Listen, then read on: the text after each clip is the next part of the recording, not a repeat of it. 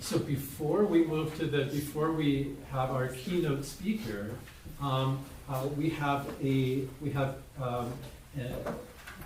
we have two guests with us today from. Sorry about this.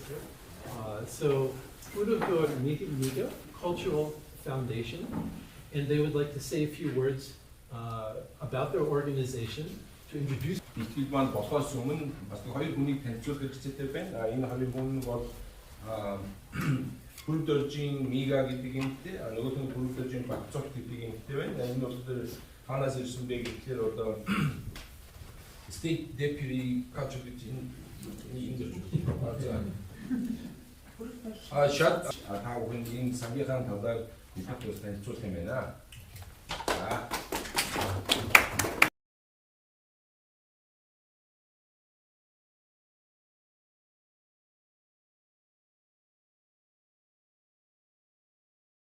Fourth Morin Khuur Festival team.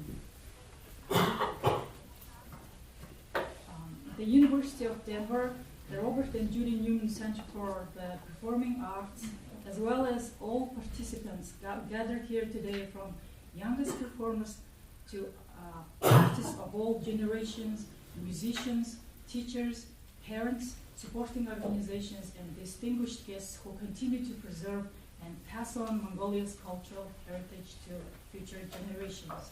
My name is Baktsok Kurutoj. My name is Kurutoj. Representing the State Deputy and Cultural Ambassador Foundation, we're honored to participate in this festival as both supporters and presenters. We have come from Ulaanbaatar and Seattle, Washington, to share a short archival presentation about the early development of Mongolia-United States relations during Mongolia's democratic transition in the early 1990s. Our foundation is named after Deputy Prime Minister, Member of Parliament, and statesman Chojsurgi Kurutoj. One of our foundation's main goals is to preserve and promote Mongolia's cultural heritage, history, and arts internationally.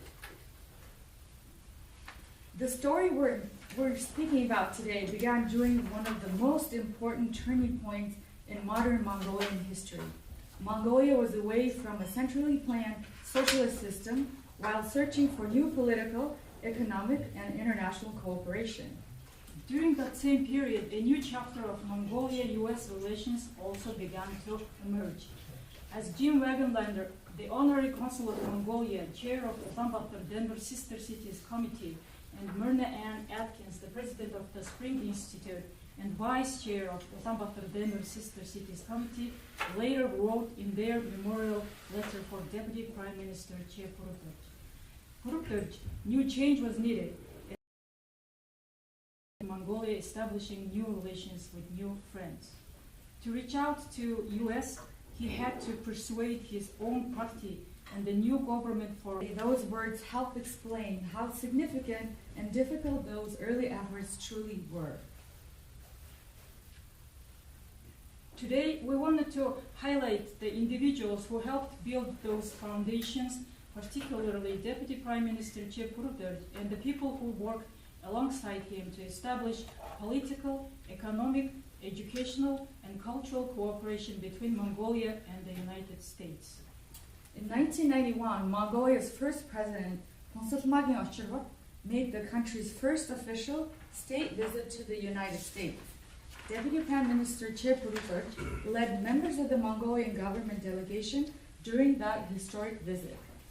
The delegation was formally received at the White House by US President George H.W. Bush and Secretary of State James Baker, demonstrating the significance both countries placed on building this relationship.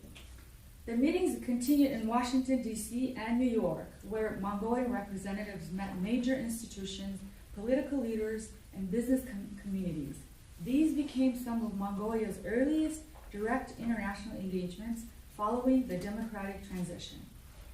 Exactly 1 year later, in 1992, Deputy Prime Minister Che Kurutoj returned to the United States, focused on attracting investment and rebuilding Mongolia's economy.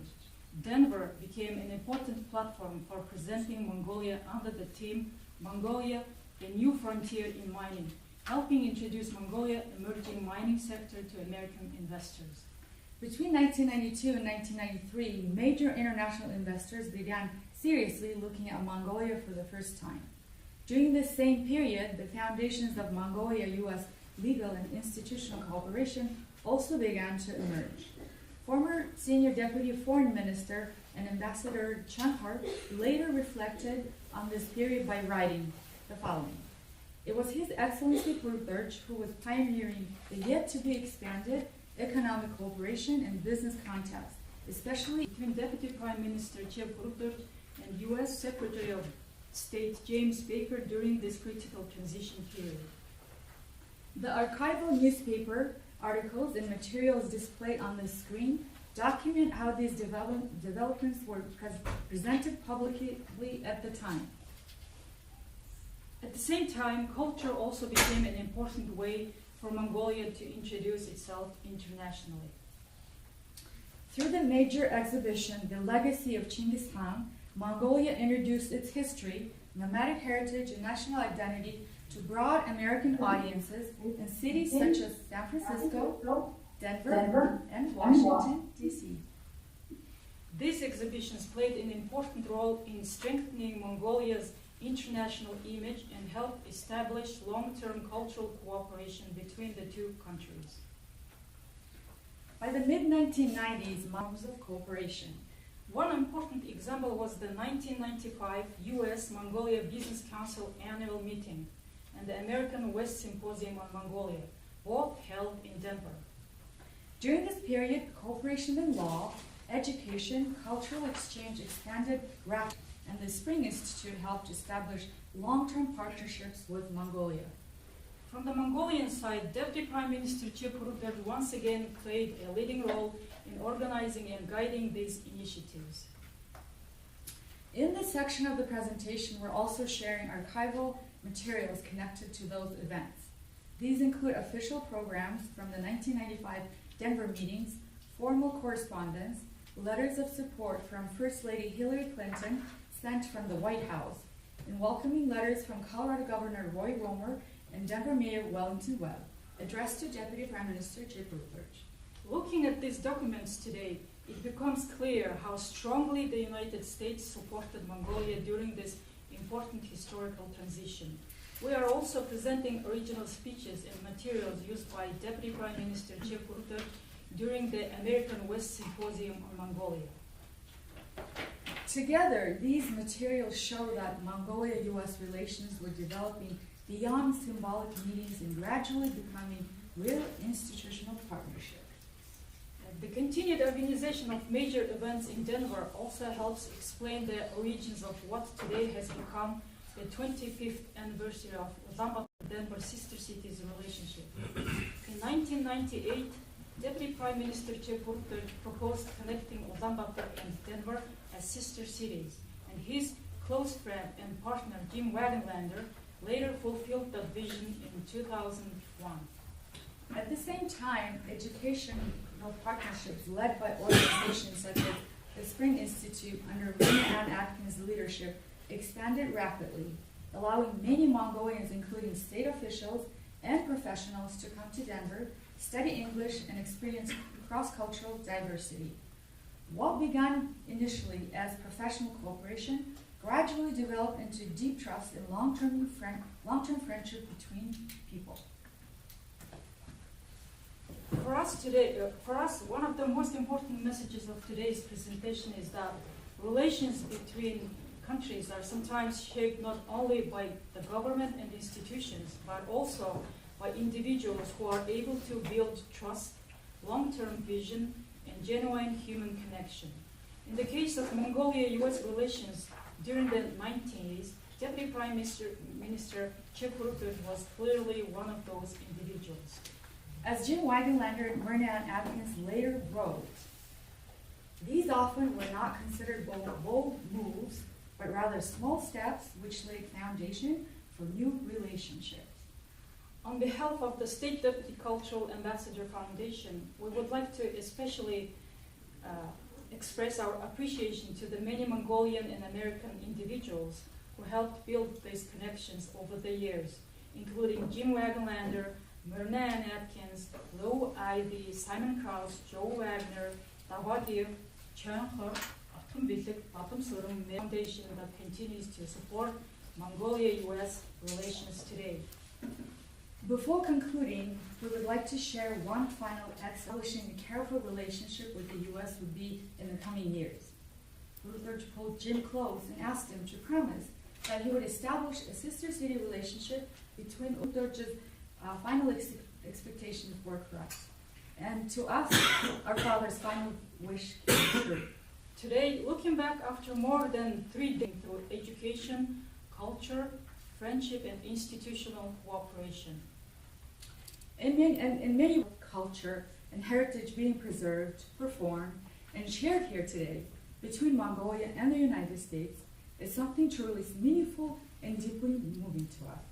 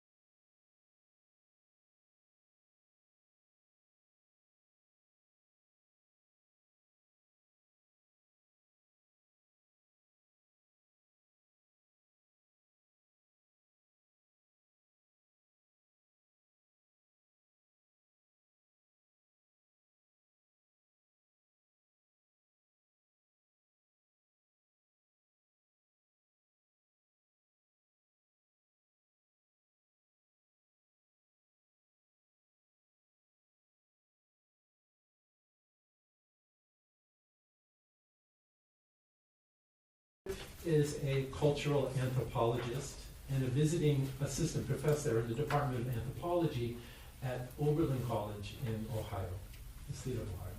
So, how do you say anthropologist?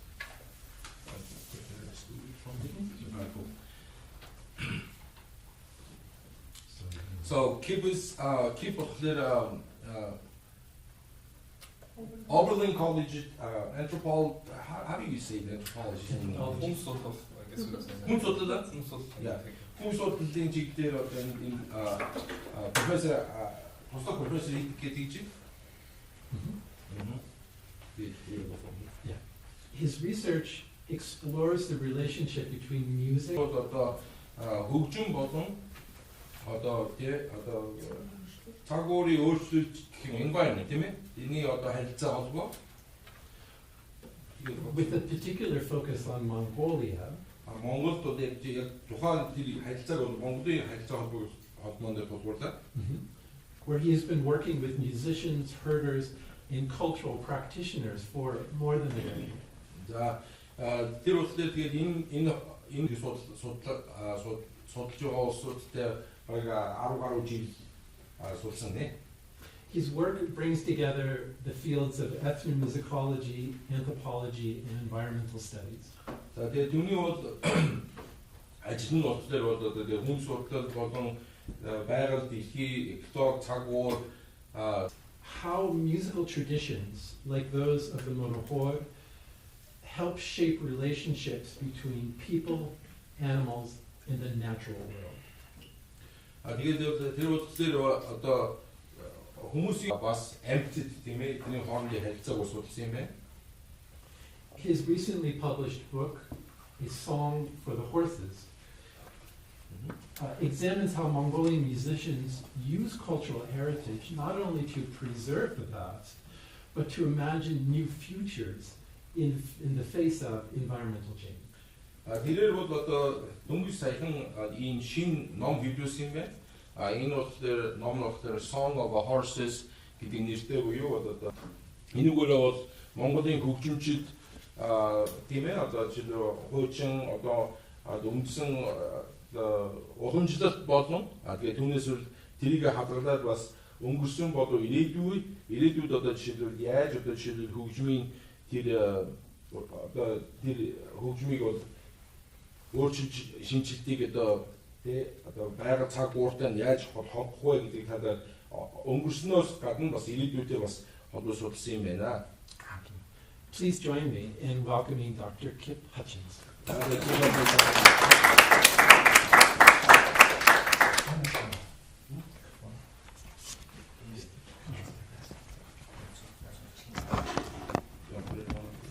Okay, yes. Sure, I got my clip on there.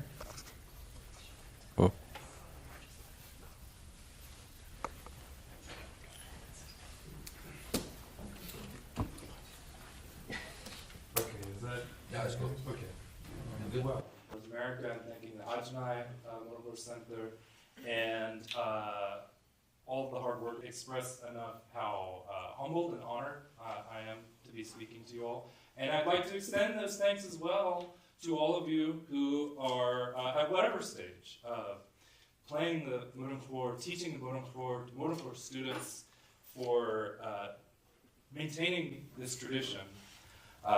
As a cultural anthropologist, when I first started doing research in Mongolia, I started in 2010 in Dundlov province, just right in the middle of the province. And I was interested in tradition, how people make their future out of their understandings of their own past. And I worked with Morin Khuur, have students come, whether it was from the IMEC Center or down from Ulaanbaatar, and spend some of the summer or some of the fall with them, not only teaching them Morin Khuur or Long Song, but also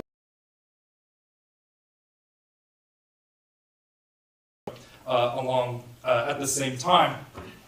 A common refrain for teachers in that time was that the Morin Khuur has two strings.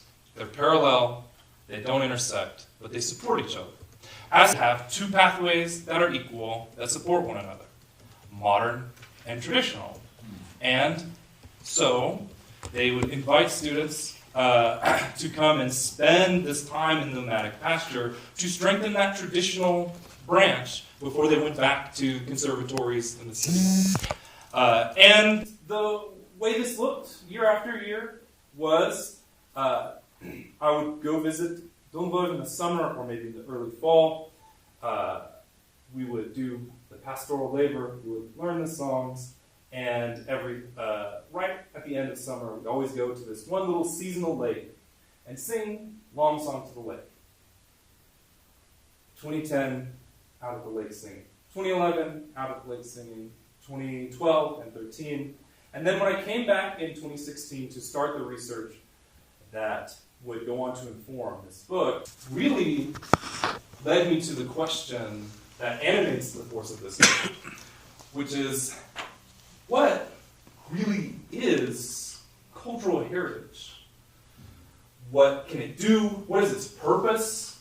In an era in which the environment that sustains the nomadic traditions from which this cultural heritage comes is breaking down. Not just in the Gobi, where there's desertification and drying up every year, but in the north, where permafrost melt throughout Siberia is leading to increasingly wetter and more flood-heavy times. In the west, as winter disasters get more frequent and more severe, eastern Mongolia is doing pretty good.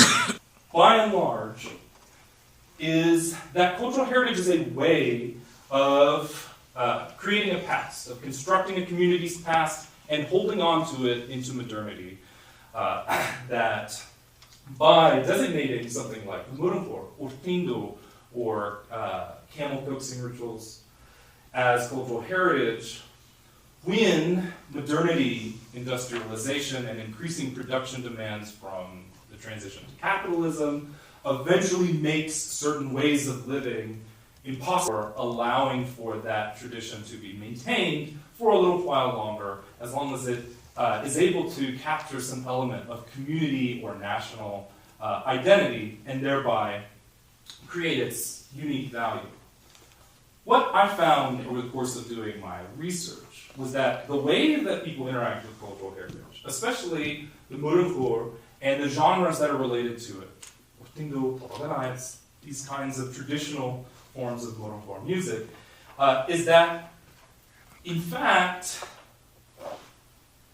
cultural heritage really stood as much as a future for really all of us facing the unfolding of climate change and climate change-based disasters that damage or threaten the relationships with the environment that, in a lot of ways, we take for granted currently.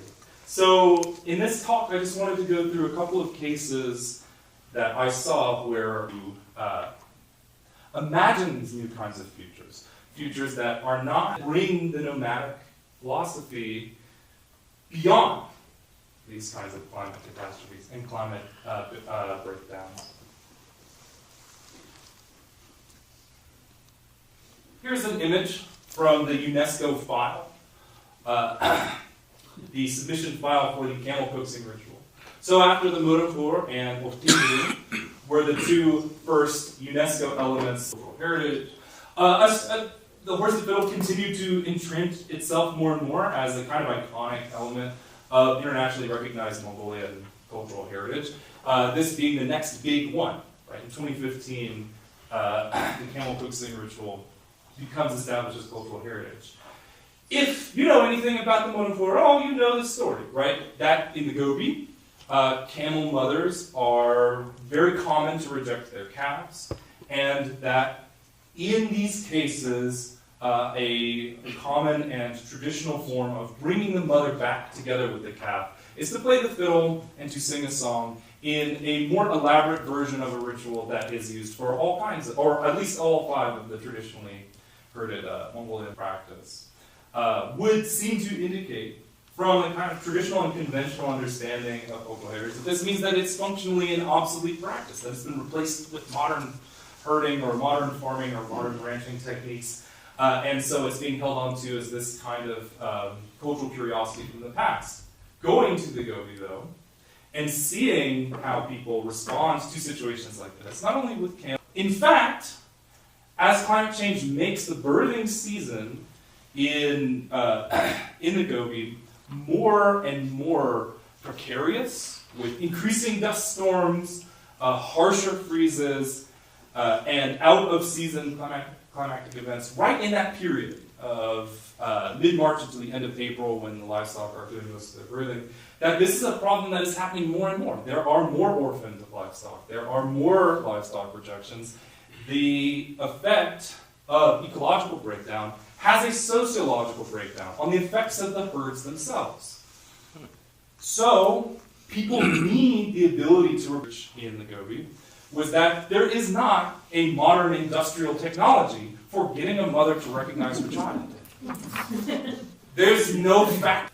But there is this technology in the Mongolian nomadic tradition of using music, of singing what amounts to a kind of lullaby, of engaging livestock with tenderness, with empathy, with care, in such a way that has demonstrable, effective results. This is something that does continue to happen. Now, not every rural encampment has an expert ritualist or an expert Morin Khuur, but most encampments have access to a Morin Khuur.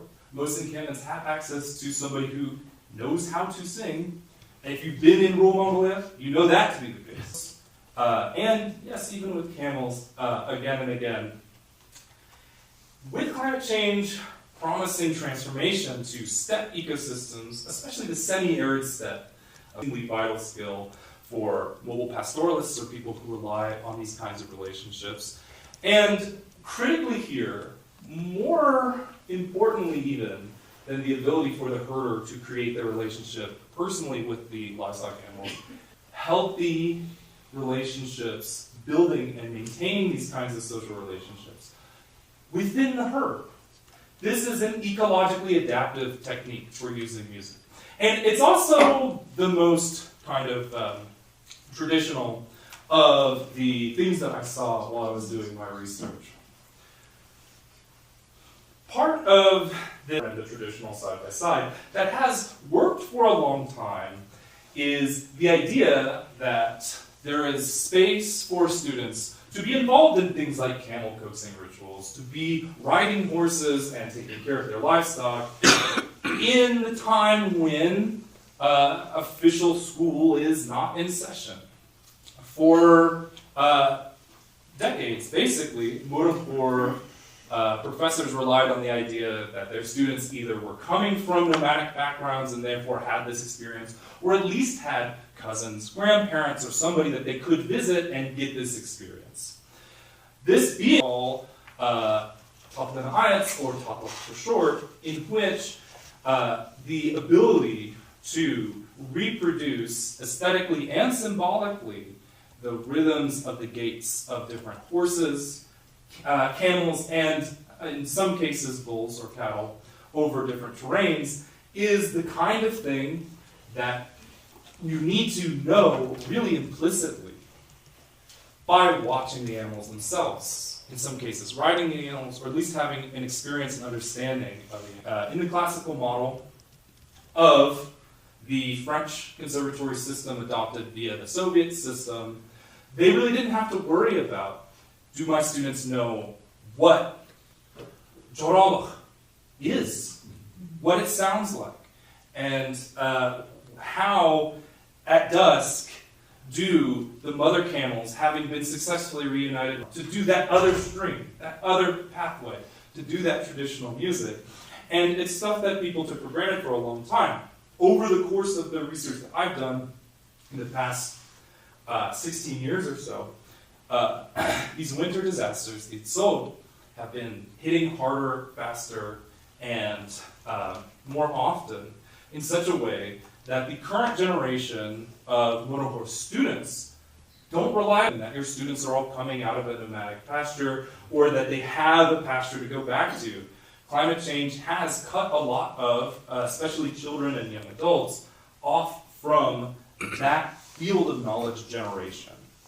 And this is something that horse and fiddle teachers, and for those of you who aren't Morin Khuur teachers, this is something that I'm sure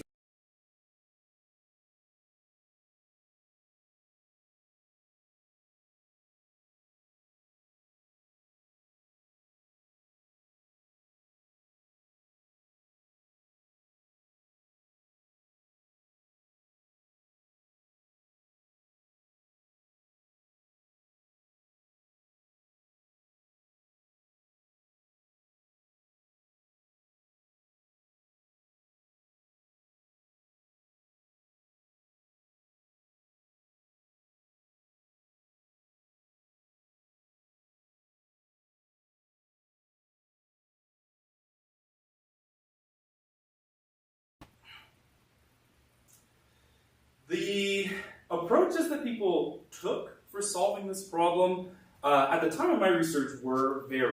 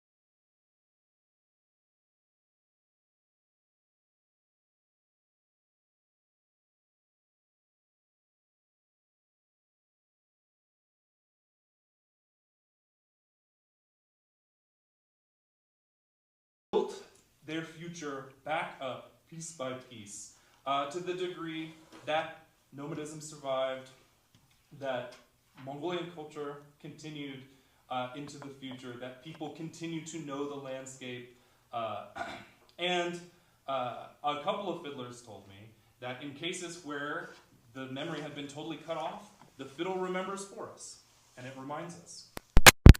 This is the approach that this fiddler, at least, is looking at the future in, and I think a lot of people are in this position, that the era of climate change is not one that was caused by nomadism. It's certainly not one that has been perpetuated by nomads, but it is one that is hitting nomads in North Asia harder and faster than most other places in the world. That permafrost melt, that zod, that desertification are things that specifically have earlier and harsher onsets in this part of the world. So, rather than take this as an opportunity to abandon hope, this fiddler and many fiddlers like her are thinking about how can we use this music to adapt to new potential futures that are beyond climate change, that are beyond the social isolation of modernity and of capitalism, futures that draw on the cultural heritage of Mongolian pastoralism to inform ecologically resilient ways of living in a changing environment. We see this in a broad variety of ways, and like with the fiddle teachers from the last section, this is an unfolding thing. So we see this in contemporary music with transformations to, as Professor Maksarjov pointed out earlier, transformations to the very head, the aesthetics, the meaning of the instrument itself, looking in some cases towards the future, the speculative, and what can come after. We see this in some cases in the form of, at least in this one fiddler that told me that the world is ending, of people beaming songs like Oichon Zambotiving Naran into space in the hopes that maybe sentient life will catch it at some point and realize that there were people on the planet who did not have violent tendencies towards the planet itself, that there were people engaged in beauty and art. We see this also in the development of new ways of teaching and learning that integrate the nomadic ways of life with the music and the culture itself. Inasmuch as the received knowledge in the West is that cultural heritage is a past-centered practice, received knowledge on nomadism is that it's on the decline, that it will one day disappear. But history actually teaches us the opposite, that as the climate changes, nomadism historically actually rises. In the Little Ice Age, in the 1400s, for example, Native people of the Americas, around where I grew up actually, transitioned away from long-term settlement in fixed locations on mountaintops to seasonal movement into the valleys during colder months and up onto the mountains when it was warmer and more temperate. As I watch people in my home part of the U.S. adapting to increasingly harsh hurricane seasons, I see this similar approach forming. I see this repetition of an adaptation to climate change or of a climactic kind of hazards through seasonal movements of one kind or another. What I'm saying is that nomadism may emerge as a better adapted way to deal with climate crisis than sedentarism. Maybe it's a new form of nomadism, but nonetheless, building ways to teach and learn nomadic knowledge, practices, and approaches to the environment will do more than create cultural resiliency in the face of environmental breakdown. Important as that is, it will also be a way to build futures for living in the era of climate change that do not reproduce the ecological violence of the modern era. This is the potential that I see for Morin Khuur and other aspects of nomadic tradition as cultural heritage. And I would be remiss if I didn't say that this is all kind of further elaborated in my book if you're interested in this perspective. But what it boils down to is that I see cultural heritage as a way not of maintaining ideas incongruous with modernity or industrialization or capitalism in the modern era, but as a way of kind of smuggling them in so that they can be used to transform the ways that we interact with the environment, the ways that we live in the world. They can bring with it the whole suite of nomadic knowledge. That is going to be an important aspect of living on a planet where relationships with the environment, with other kinds of animals, is going to be more fragile, more vulnerable, and in need of more careful, empathetic, and stringent building. So, thank you very much.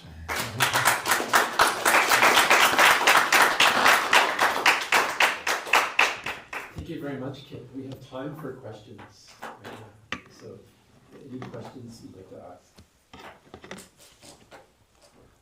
So hold it, Sarah. I'm gonna. The second one. Oh, you have. Yeah, Okay, good. Okay. I'll get closer.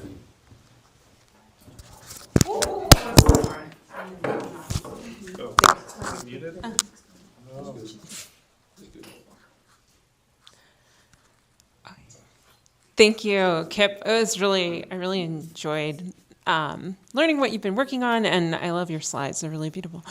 Now, Mongolia has a super active civil society in terms of environmental organizations, and it's been a while since I've worked in that area, but I don't remember people talking about Morin Khuur and Longsong and everything as a way of preserving, as like an argument for conservation.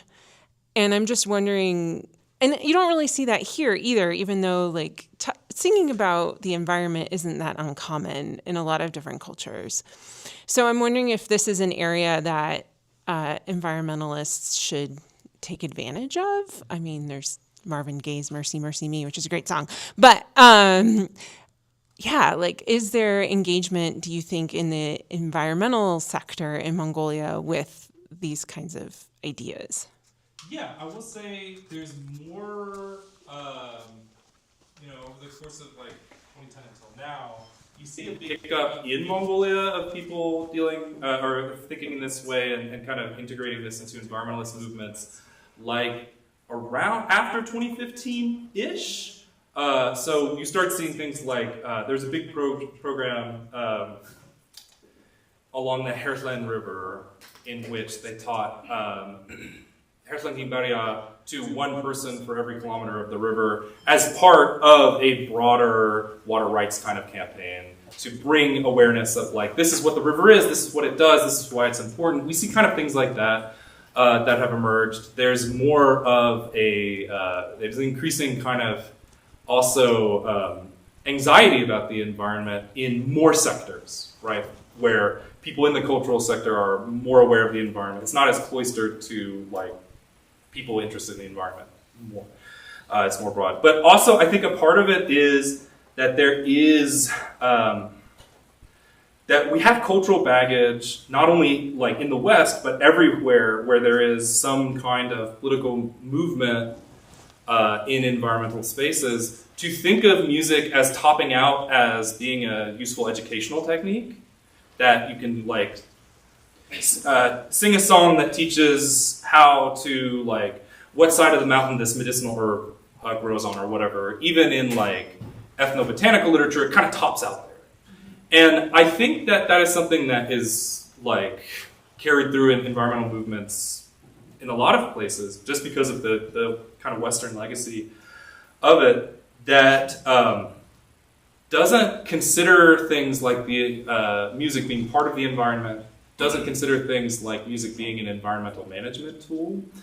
And so part of the work, I would say, for musicians and also for environmentalists is to recognize where that separation between nature and culture is not serving, and see what can we do, how are other people thinking. And so a lot of the people that I worked with who were thinking and talking about this were like herders, not people who had really political ambitions, not people who were really even involved in very large organizations.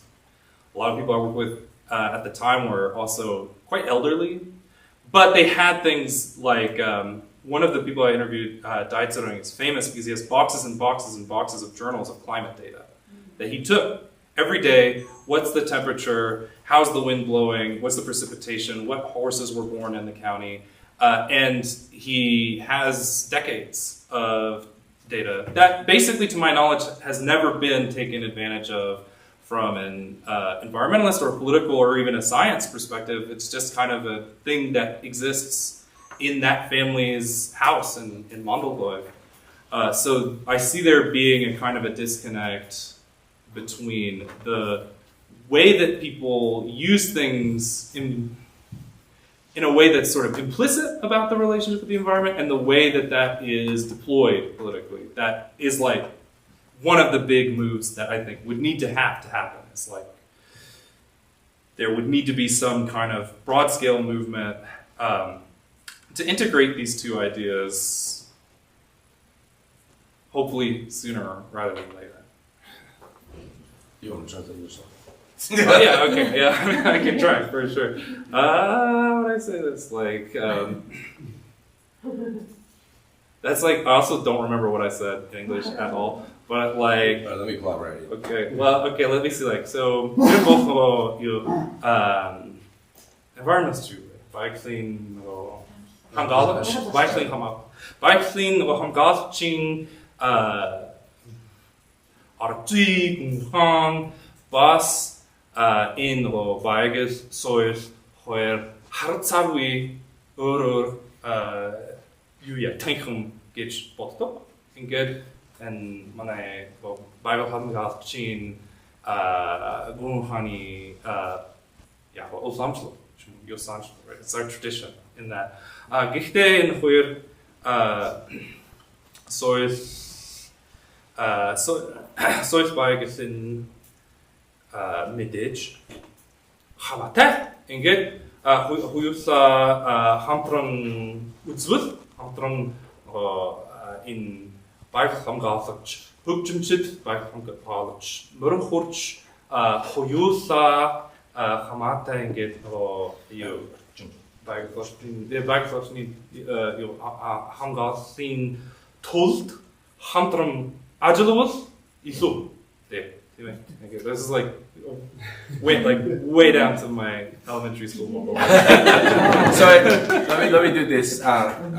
Байгаль орчин соёл эколог тийм үү? Одоо энэ байгаль орчин соёл экологийн энэ өөрчлөлт өнөөдөр одоо жишээ морин хуурын энэ хөгжмийн энэ боловсрол энэ хоёрын хоорондын харьцаанаас яаж одоо өөрчлөлт гарах вэ тийм үү? Яагаад одоо энэ байгаль орчин цаг уурын өөрчлөлтүүдийг одоо энэ одоо хөгжмийн урлагтай одоо жишээ морин хуурын урлагтай яаж одоо морин хуурын дуу аваад яаж ингэ харьцуулах хэрэгтэй одоо тэр малчид тийм үү одоо хөгжимчид эдний хоорондын харьцаанаас одоо үүсэж байгаа энэ нөхцлүүд энэ ямар нөлөөлөл вэ? Яагаад одоо жишээлбэл ингээ 3 сар 4 сар ч юм уу одоо ингээ тийм ээ одоо энэ байгаль цаг уурын өөрчлөлтүүд чи бид нар чи заримдаа бид нар дийлж чадахгүй байгаа шүү дээ. Яагаад гэвэл одоо тэр чи одоо тийм ээ ингээл хүмүүсийн одоо энэ одоо нийгмийн харилцаа болон одоо энэ үйлдвэрлэл одоо маш их хөгжснөөс болоод одоо бид нарт одоо цөлжилт тийм үү одоо жишээлбэл маш их бүгд одоо бид нар ч одоо 6 сар цаас орж байгаа шийдээ. Тиймэрхүү асуудлаас болоод энэ хөгжим морин хуурын энэ хүмүүсийн хоорондын харилцаа энэ чинь яаж нөлөөж энэ бас одоо байгаль цагуурт нөлөөлөх вэ гэдэг энэ асуудлыг л одоо манай хүн болоод их гаргаж тавьж байна л да энэ асуудал. Тэгэхээр энэ харьцуултаас бол эндээс бол юм боломж байна. Яагаад гэвэл одоо энэ хүмүүсийн хоорондын харилцаа одоо ч түрүүн тэр ярьжсэн тийм ээ одоо энэ жирийн амьдралын тийм үү морин хуураар ингээд тоглоод тэмээ ботхыг одоо жишээлбэл ингээд энэ яаж байгаа вэ буцаад ингээд энэ чинь ирээдүй гэхээсээ илүү бид буцаад анхныхоо одоо үндсэн байдал дээр бид нар очиад тийм үү одоо яагаад ингээд натурал байдал дээрээс одоо ингэж ийм харьцаа холбоо үүсэж байна гэдэг энэ нөхцлөөс шалтгаалж одоо жишээлбэл энэ байгаль цагуур болон хөгжмийн харилцааны үр дүнтэй болно гэсэн тийм нэг би тэгж бодлоо. Yeah, that's right. So actually, I have a question for you. Okay. So the question is actually I was going to ask you is this, all right? So we're talking about these ecologies, all right? These precipitations and some other things is winds. So I'm from Florida, right? So everybody's looking at me. What are you doing in Florida? You're from frozen Mongolia to like a sunshine state. So here's the question for you. So if these ecologies, the musicology is going to be combined to unify to get to a better place that we go into this. So how it's going to be actually implied into an American culture? How about the hurricanes, tornadoes? You know, we gotta go like tornado alleys in the Texas and Arkansas and goes all that, right? So we literally like hide from and hurricanes, you know, during June 1st to December 1st, and we're like hurricane season, and I'm hiding, you know, and I wish I could play my violin and just hunker down, you know. So, what's your outtake from there? So, Mongolia би очиж дээ. За би Флоридагаас ирсэн. Манай Флорида далайн хар шуурга байна. Амар далайн хар шуурга, тийм. Тэгээд энэ далайн хар шуурга одоо жишээлбэл Монголд одоо ингээд ийм сайхан ийм үндэсний морин хуураар ингээд тийм одоо экологийг гэсэн бид нар байгаль цагуурыг өөрчлөг ийм боломж байгаа юм чинь. Яг одоо жишээлбэл энийг одоо жишээлбэл энэ модерн ингээд тийм ээ одоо үйлдвэрлэл үлдсэн одоо энэ одоо Флоридад одоо энийг гаргаж боломж байна вэ гэсэн юм байна.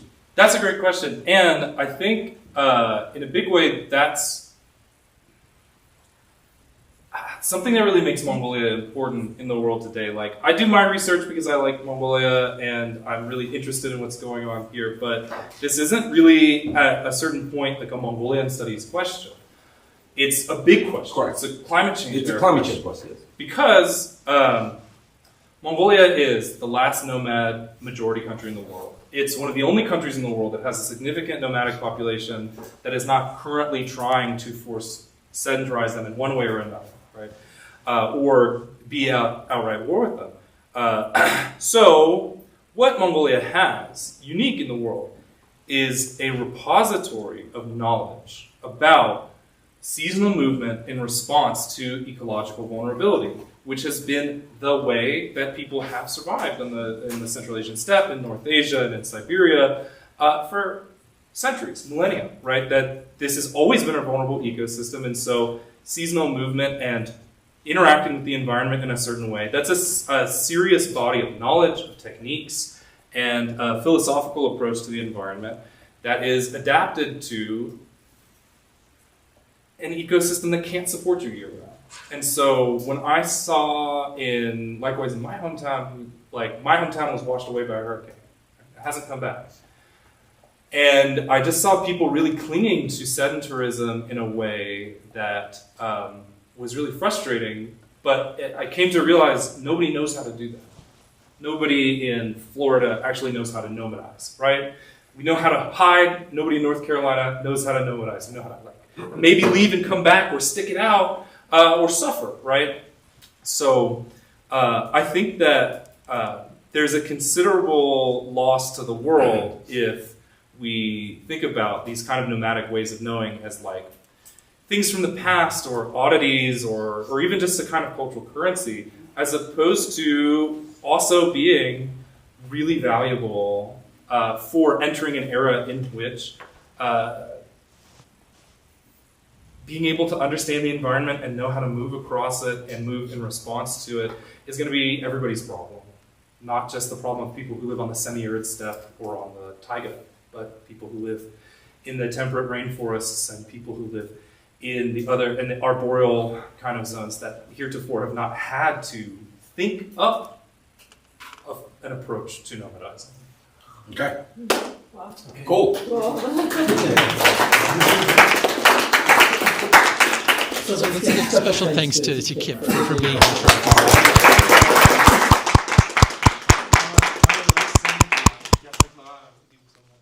Very honored. We're now We're now going to take take a break for lunch. And please